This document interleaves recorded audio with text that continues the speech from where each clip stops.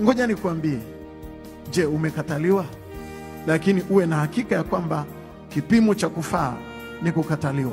Kuna mahali ambako unaweza ukafikiria kwamba sasa nimepoteza haiba, nimepoteza mvuto, pengine sifai. Lakini nataka nikuambie kipimo cha kufaa duniani ni kukataliwa. Yusufu alikataliwa, akauzwa na ndugu zake, lakini alikuwa anafaa sana na alifaa kuilisha dunia kwa miaka 7. Lakini kipimo cha kufaa ni kukataliwa. Na sijajua namna gani ambavyo umekataliwa mara ngapi kazini, namna gani umetengenezewa vikao, namna gani umetengenezewa mizengwe ya kukataliwa, na namna gani ambavyo pengine umepelekwa kwenye mitandao mingi ya kijamii ili uonekane kwamba umekataliwa. Lakini nataka nikuambie, hata ungebaki peke yako kama Yesu, bado unafaa sana.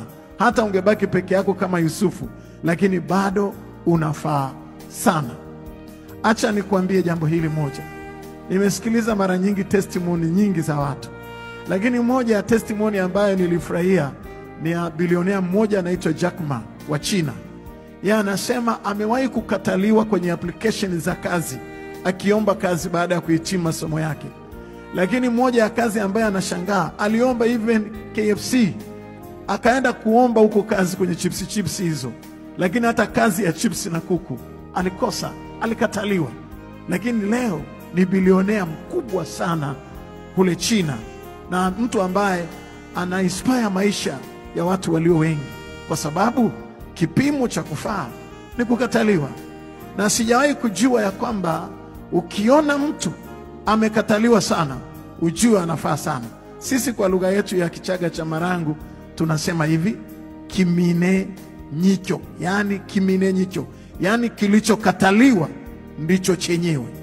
Mtoto anayeonekana wa ovyo ovyo kwenye familia, ambaye wakati mwingine wazazi hawampi priority, pengine alikuwa afanya hata vizuri sana darasani, huyo sasa ndio tajiri wa familia, hutaamini.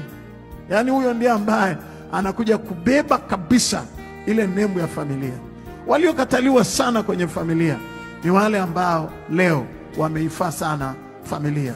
Waliokataliwa sana kwenye organization na kwenye taasisi mbalimbali ni wale ambao wanafaa sana.